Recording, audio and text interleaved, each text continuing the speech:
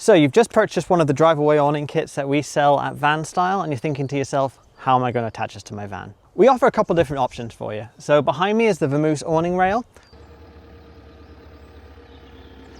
We also offer a 2-lay wind-out awning that has a C-channel built in.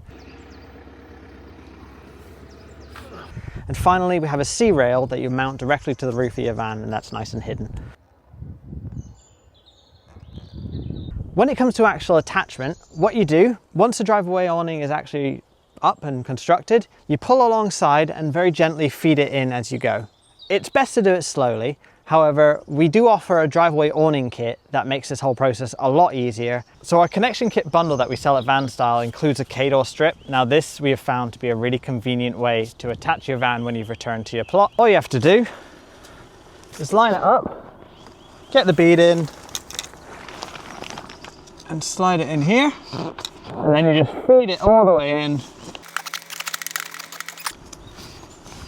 and you're good to go. Really easy attachment and detachment from your van to the driveway awning. Let me show you.